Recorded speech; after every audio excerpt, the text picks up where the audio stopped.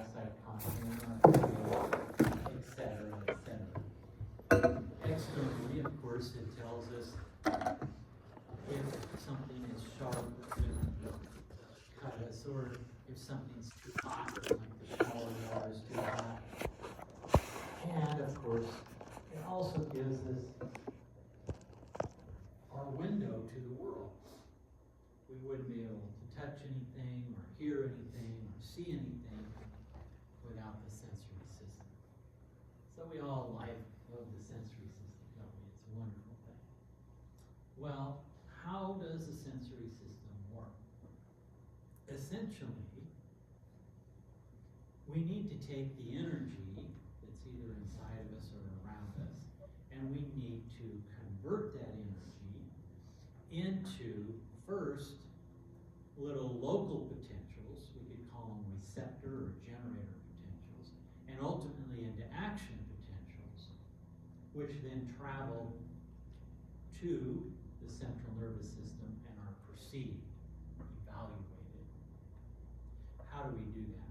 Well, we use predominantly modified cells called receptor cells. Now, when we use the term receptor, we use the identical word with two different meanings.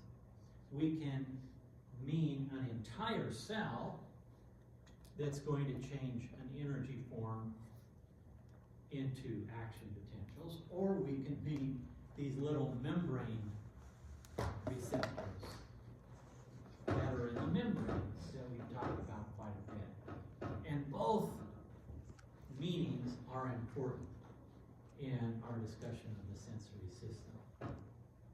We have receptors in the membrane, and we have entire cells that are receptors.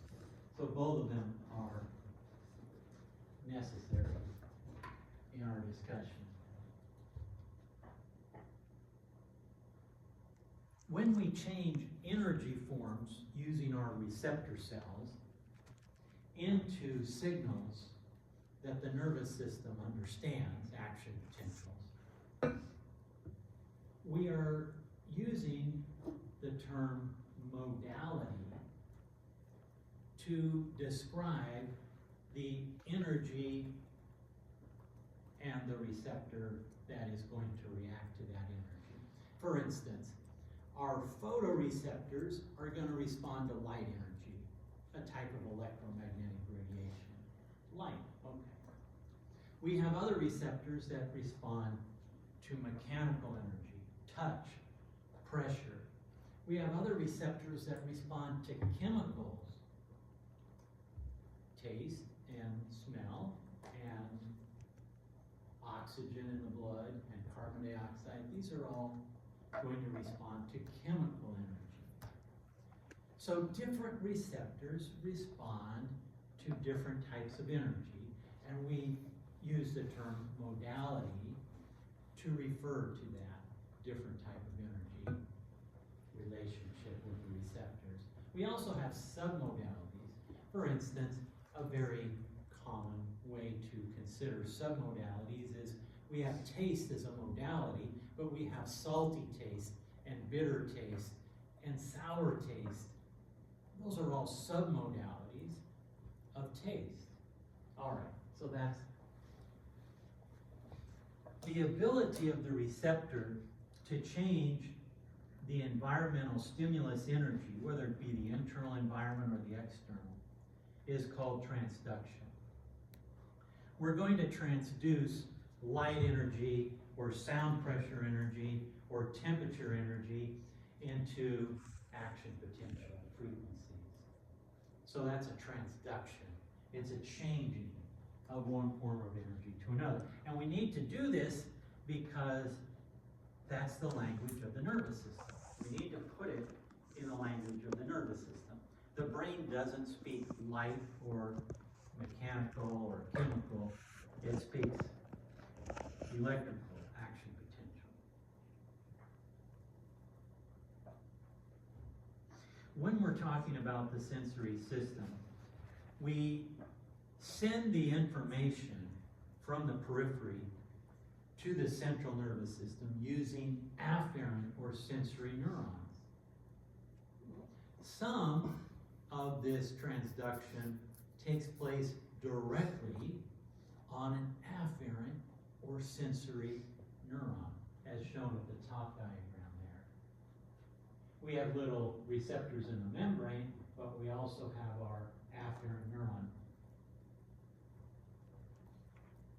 Others types, you actually have a receptor cell, which then has a synapse and goes to the afferent neuron. Both examples exist.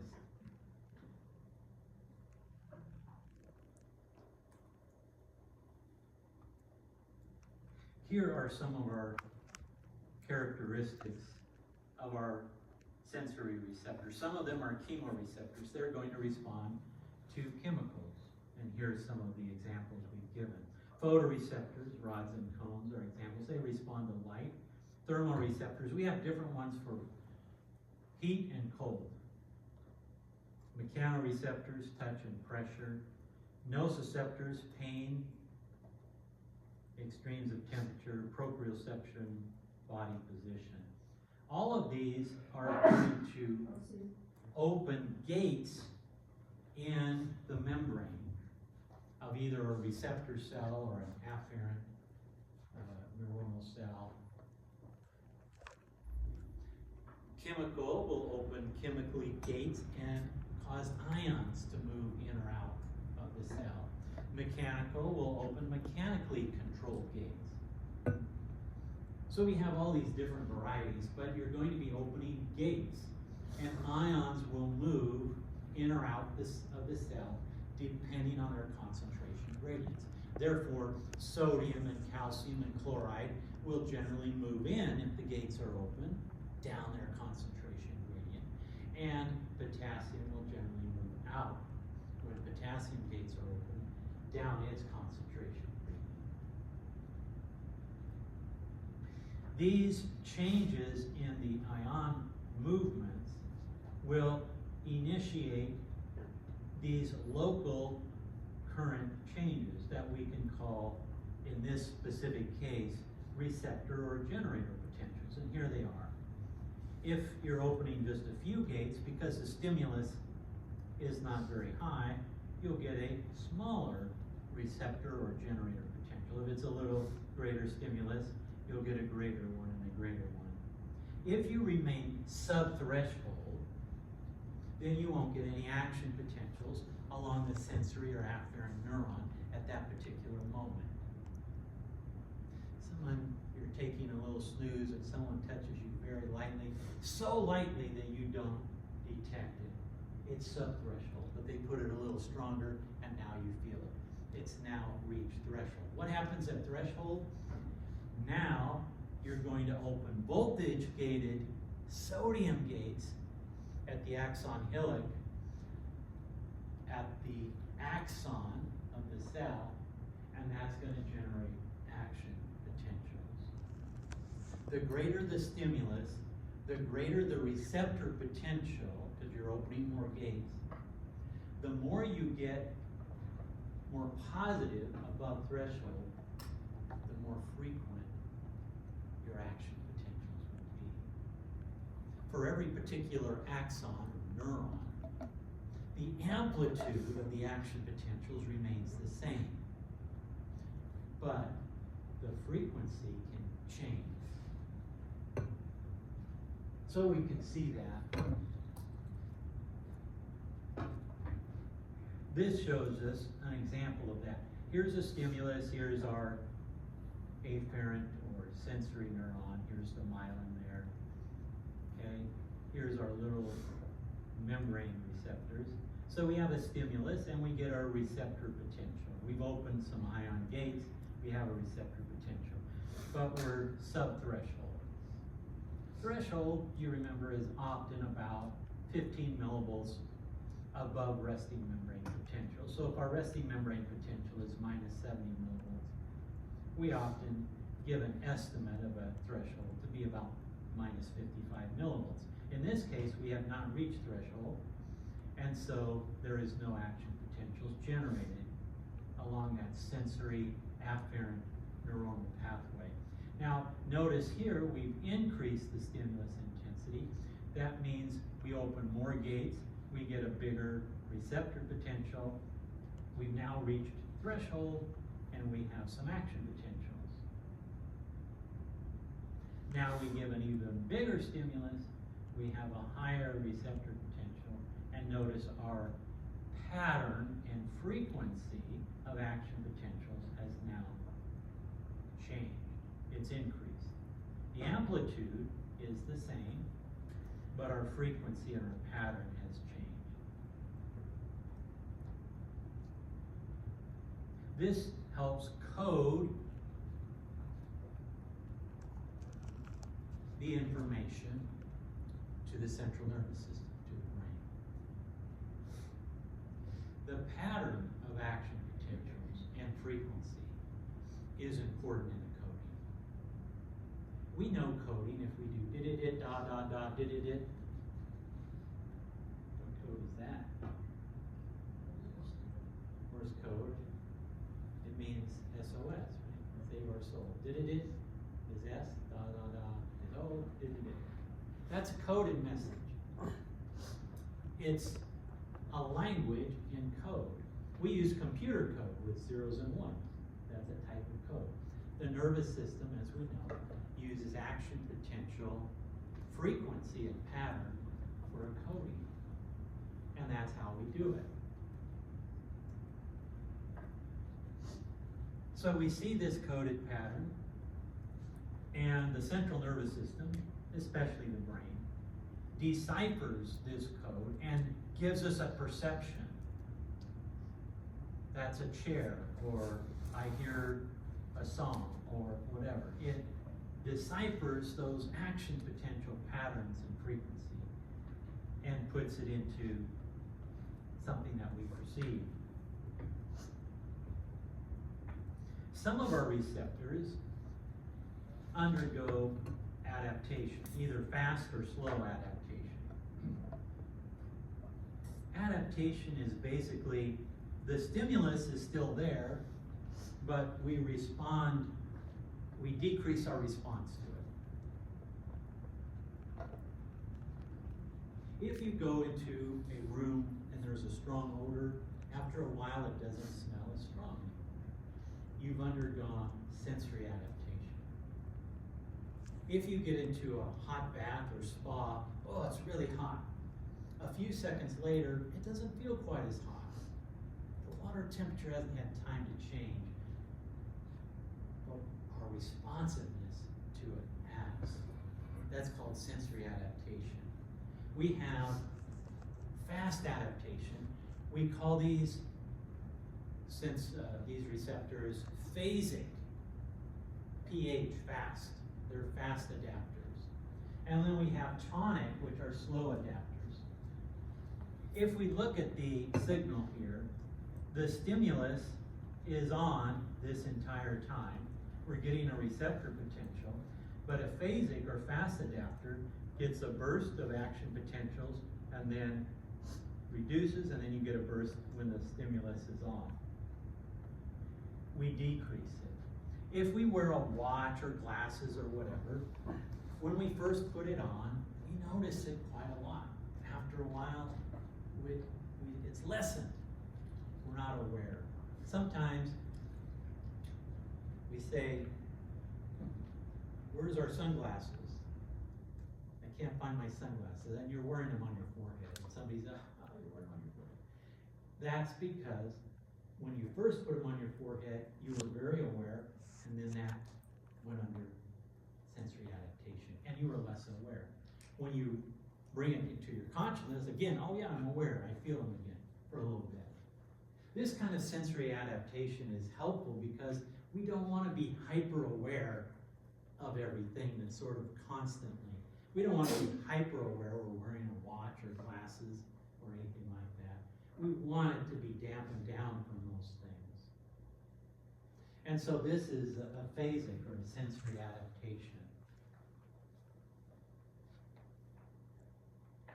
Most things undergo phasic or fast adaptation. But there's some things we don't want, for protective reasons or other reasons, to adapt quickly. These are called slowly adapting or tonic receptors, and they keep a more constant action potential throughout the time the stimulus is applied.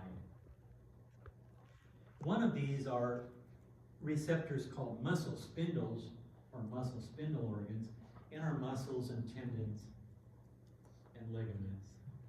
What these do is they tell us where our arms and legs are in space.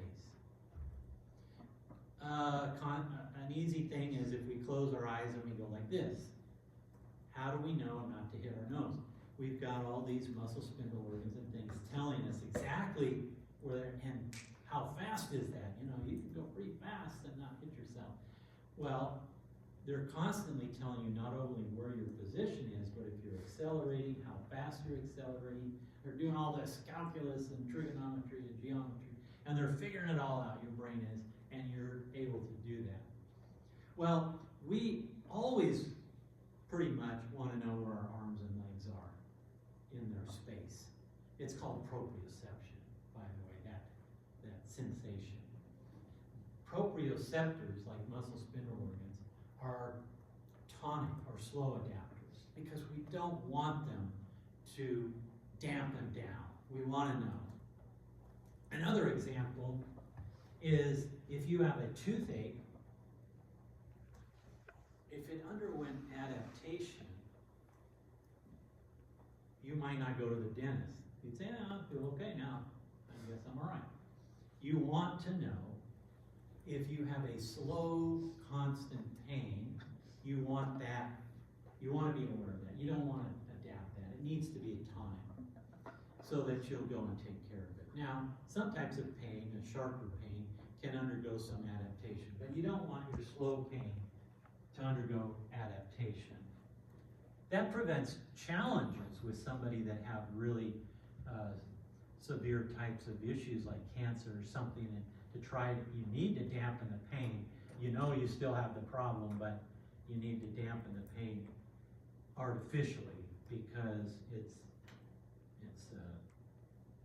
so difficult to live with. So, although most adapters are phasic, fast adapting, we do have some that are slow adapting that are important to us to maintain homeostasis.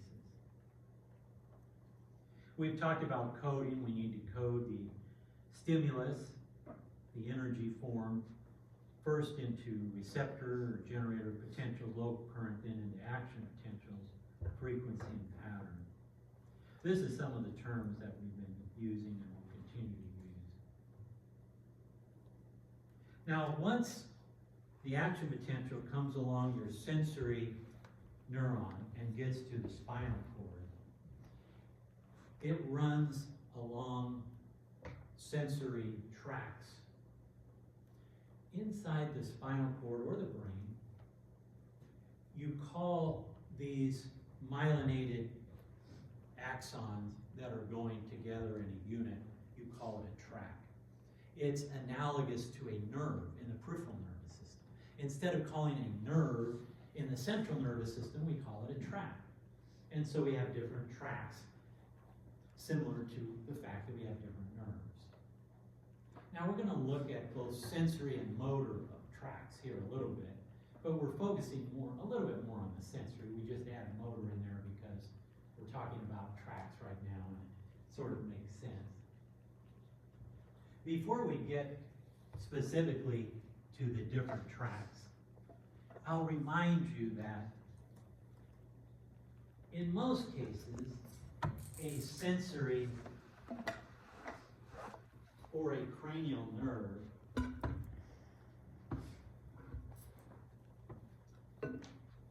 you have a sensory nerve going from the periphery, let's say your fingers, to the spinal cord or to the brain. Now it's going to be a sensory or afferent. It's carrying information. It might be in a mixed nerve, but you're talking about the sensory axons, the sensory neurons here. For sensory neurons, unlike motor, their cell body of these neurons are generally not out in the periphery. They're not in your finger or somewhere. They're in a ganglion. A ganglion outside of the central nervous system. A ganglion is a clump of neuronal cell bodies outside of the central nervous system. So we're going to go to a ganglion. A ganglion. Well, if it's a spinal nerve, it's going to go to a little swelling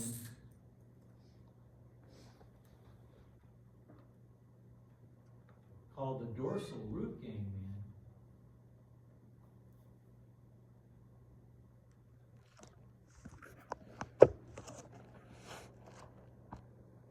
And so this axon has its cell body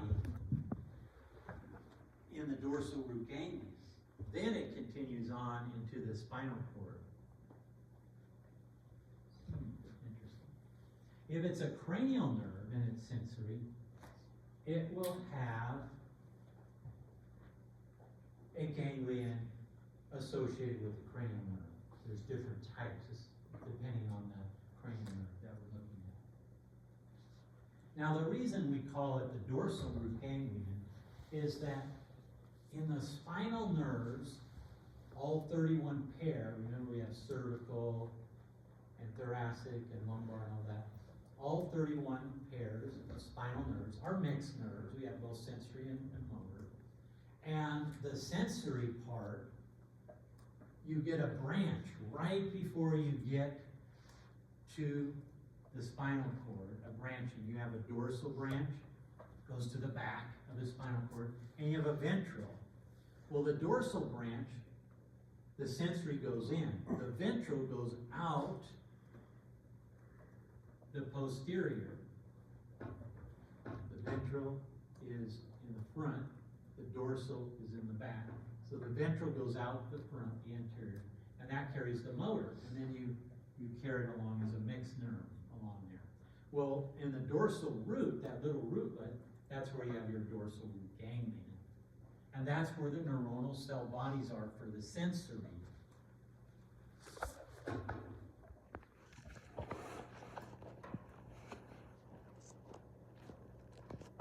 Now, inside of the sensory system, the tracts going up, ascending to the brain, carry sensory information. The ones going down from the brain down and eventually out the spinal nerves, those are motor tracts. Descending tracts are motor. When we name tracts, we often use some of this information in the names. For instance, if the tract starts in the spinal cord, we use the spinal as the first part of the name. Spinal cerebellar, it's going to start in the spinal cord, and then it's going to end in the cerebellum, so spinal cerebellum.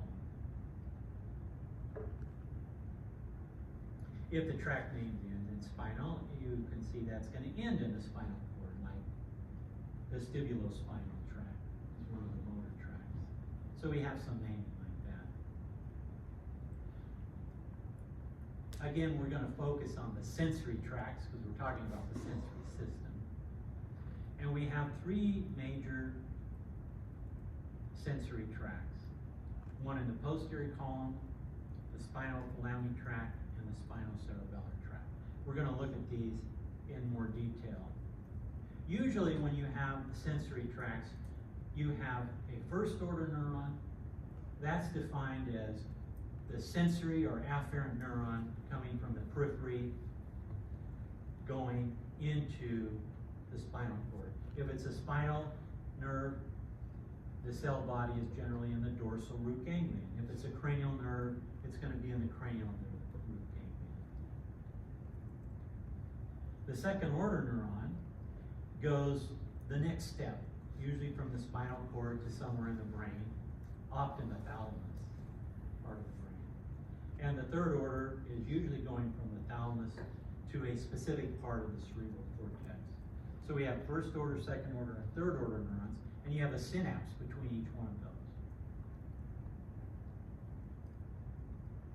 These tracks are arranged by different principles. One is the type of modality that they're carrying. Are they carrying pain? Are they carrying temperature? What are they carrying? Another is, where in the body are these tracks, is the information coming from?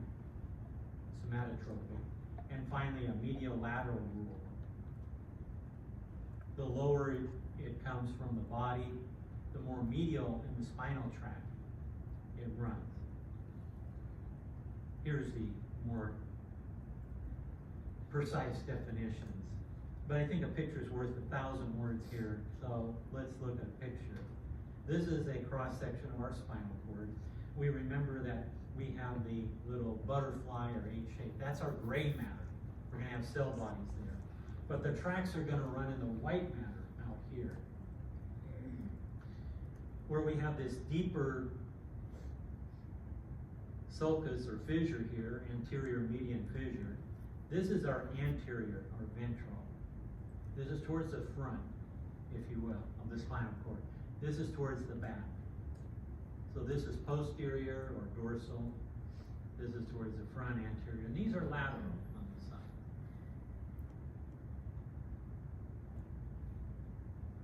The lower the information is coming, like if it's coming from the leg, it's going to be carried more medially.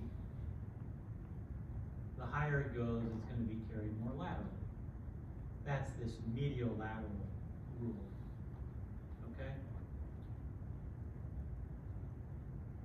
We can also have flexors more medial and extensors more lateral. Excuse me. Flexors more posterior and extensors more anterior.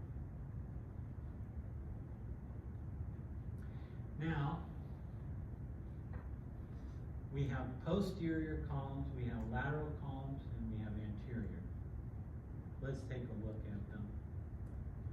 Now this might make your eyes roll back in your head, but believe me, it's not very bad. We're only going to be learning these three tracks: posterior column, spinal thalamic tract, and spinal cerebellar.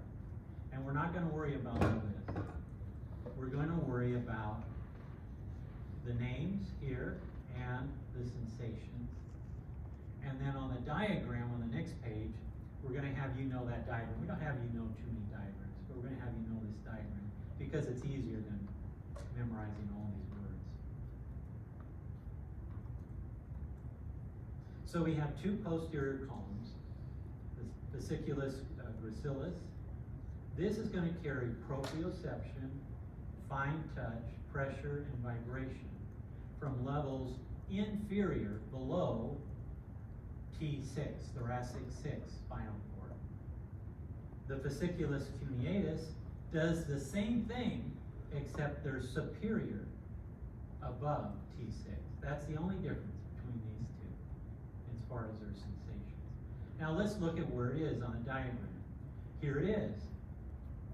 They're in the posterior columns on both the right and left side. We're showing this one side here. Notice this is the posterior part of our spinal cord, and these are posterior columns, fasciculus gracilis and fasciculus cuneatus. Those are the two. And this is what they do. Okay, that's these. What about the spinal thalamic tract? It's going from the spinal cord to the going up to the brain, the thalamus specifically, spinal thalamic, going to the thalamus. Well, one of these spinal thalamic tracts is a lateral spinal thalamic. Where is it going to be in the spinal cord? It's going to be lateral. Here it is in green, the lateral spinal thalamic tract. So our posterior columns in this diagram are shown in blue, and then these spinal thalamic tracts are shown in green. Here's the lateral one. Where's the other one? The anterior spinal thalamic tract. It's right here, anterior. So these two coincide with these two. Here's the anterior spinal thalamic tract. The lateral spinal thalamic tract takes pain and temperature. The anterior takes crude touch and pressure.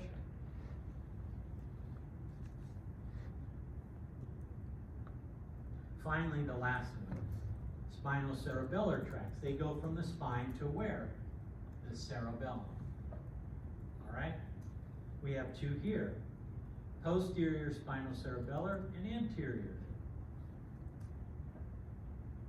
Here's the posterior, and here's the anterior. Anterior is just in front of the posterior. They're in yellow. What do? Proprioception. That's all. That's what we want you to know on this. Not too bad, right? I hope.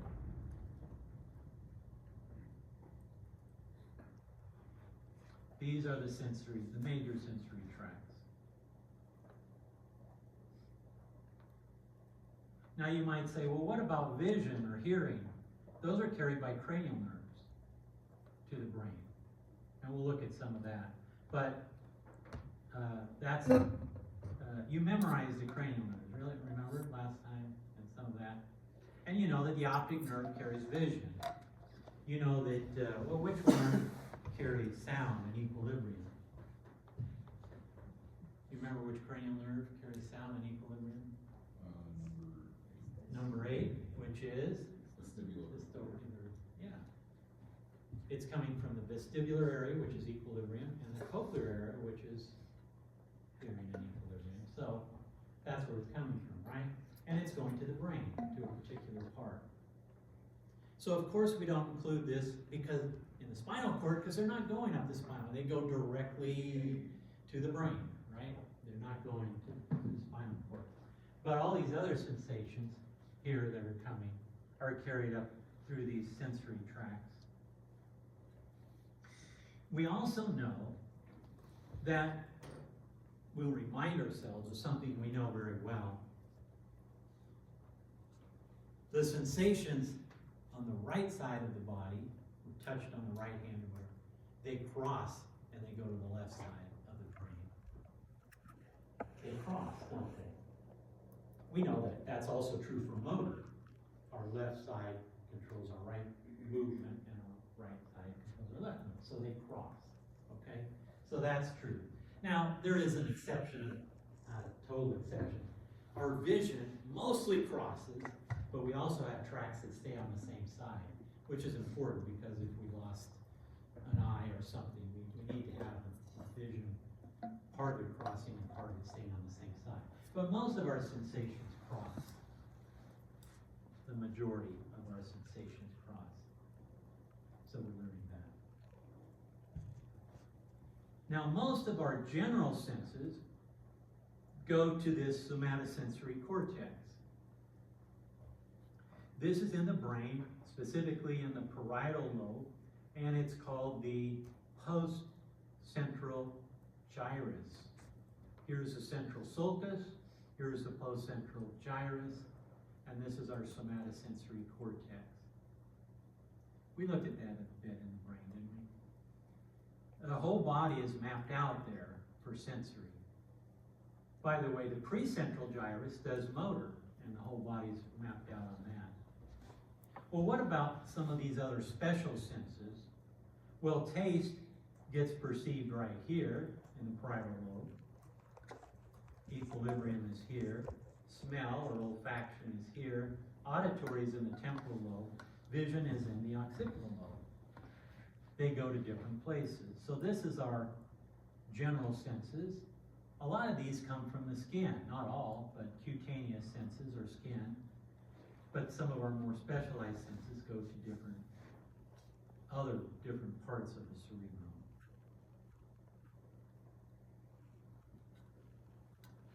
Here's our somatosensory cortex, and there's the motor in pink, and here's the somatosensory in blue. And remember that the entire body is mapped out there.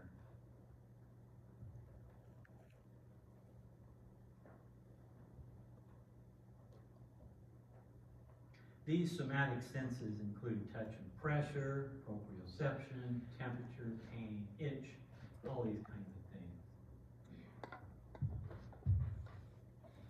We have lots of receptors in the skin that are going to be part of this. Meissner's corpuscles, they're quick adapting, phasic.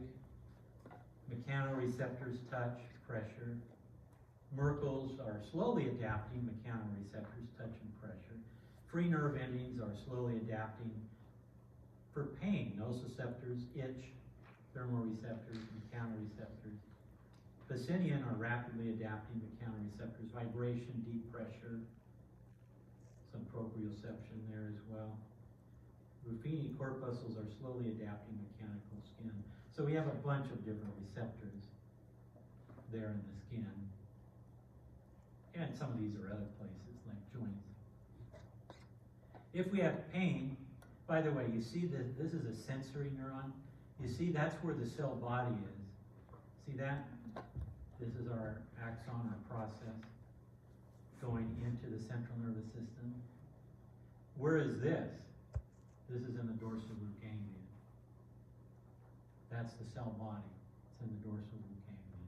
This is a pain fiber. It might be coming from your skin, from the cutaneous. We can call it a nociceptor. Nociceptor basically means tissue damage, but we perceive it as pain. It comes in, and here it is. This is our first order neuron right here. Then inside of the spinal cord, we release some neurotransmitter at our first synapse. This is usually substance P, a good name for a neurotransmitter that conducts pain information, or glutamate sometimes. That goes to our second order neuron in the spinal cord, and that goes from the spinal cord to the thalamus, spinal thalamic, and then it goes from there to the somatosensory cortex. Goes where? Right somewhere in here, okay? And then that we perceive as pain. Now, pain is very important for us because it tells us something may be getting damaged. If we put our hand on a hot stove and we didn't feel pain, we could damage it quite a bit. This is one of the problems with leprosy, isn't it? You're not feeling the pain, and so you might accidentally cut your finger off or burn it or something because you're not feeling the pain. And of course, we need to feel this pain from the viscera as well. Now, here's the problem. Before we tell the problem, let me introduce you to a couple of terms that we're going to be using here when we discuss this problem.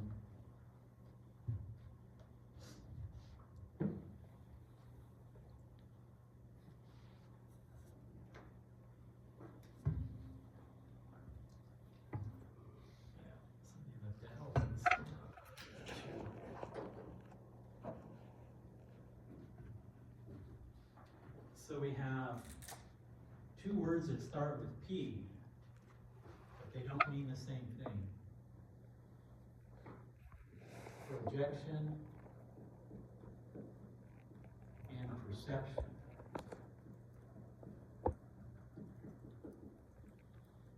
Okay. With the sensory system, what do we mean by projection?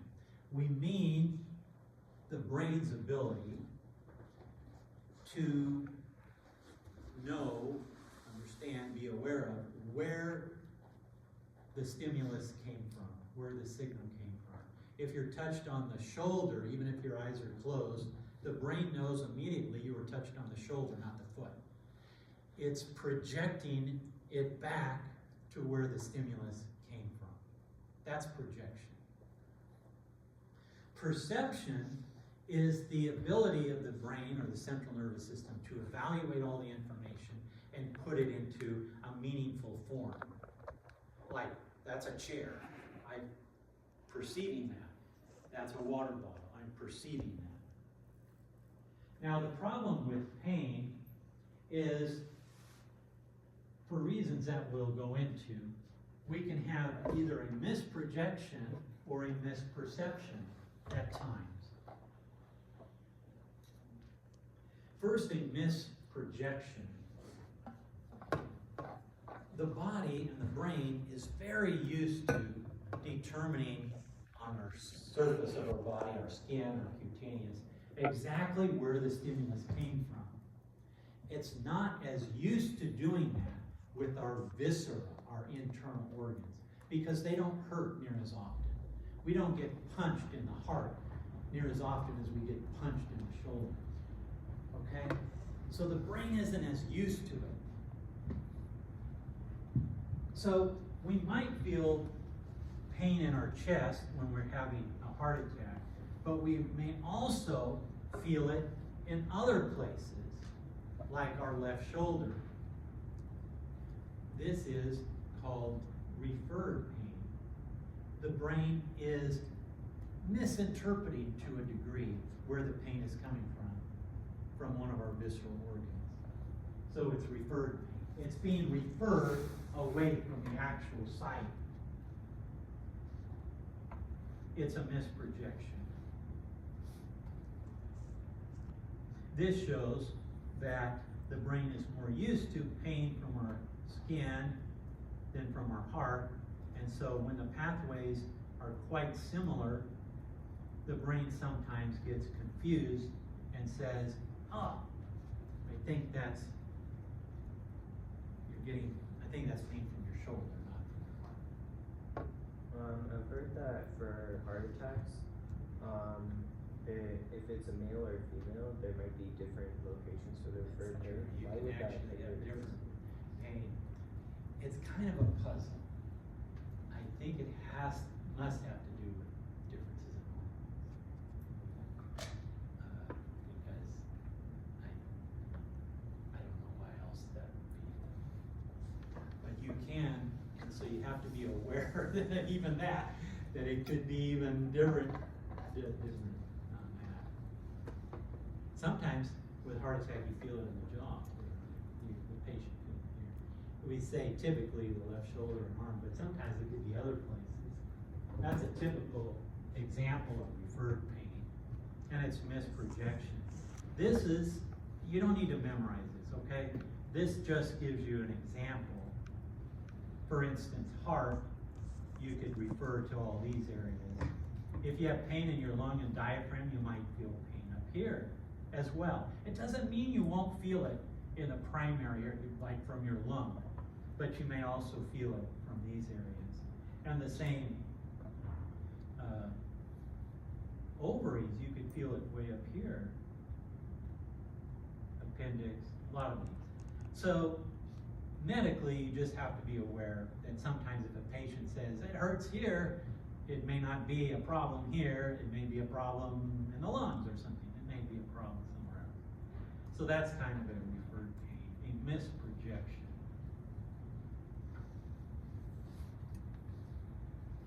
Now, phantom pain is a misperception. If somebody has an arm or a leg removed, they often experience what is called phantom limb. They feel that the limb is still there, even though it's missing. And not only do they feel it's still there, that sucker can hurt. Phantom pain. You have to block the pain pathway because you can't do anything. I mean, there's nothing there that's causing the pain. Interestingly enough, most people with phantom limb will experience, I feel that there's a limb there and I feel the pain. If they don't feel it, they don't accept a prosthetic device as easily. Their brain doesn't accept a prosthetic device as easily. Doesn't mean they won't accept it at all, but the brain doesn't. If they have the phantom limb, phantom pain experience, their brain will accept, okay, that's me, a prosthetic. And so that's kind of an interesting aside to that.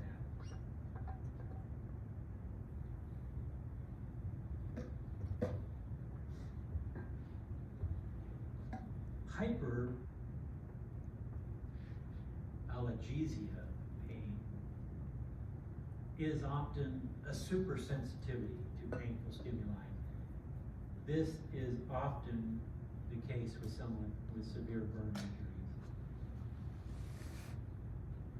But even trauma or other kinds of things can increase your sensitivity to pain.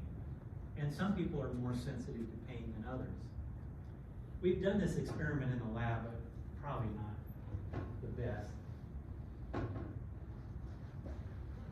There's a gradation of our tolerance to pain. Some people are more tolerant to pain than others.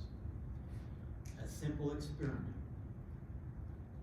You get a bucket of ice, you put your hand in there, and you time it. At first it's cold, but then it hurts, right?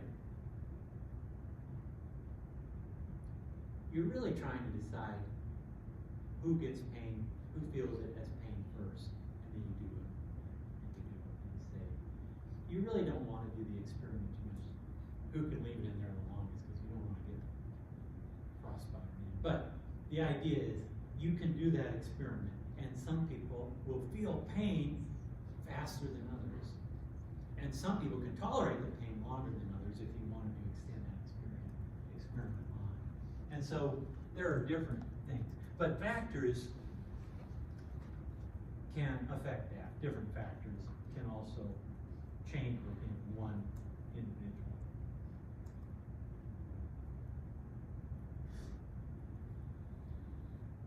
If we're going to suppress pain, we need to take away the source of pain, or we need to block the pain pathway. We call this analgesia. You can use electrical stimulation. You can even put electrodes down by your spinal cord in people with severe pain, and you can use things that can block it. Acupuncture seems to be linked to endogenous opioid pathways. Transcutaneous electrical nerve stimulation, all of these things are used to try to block pain.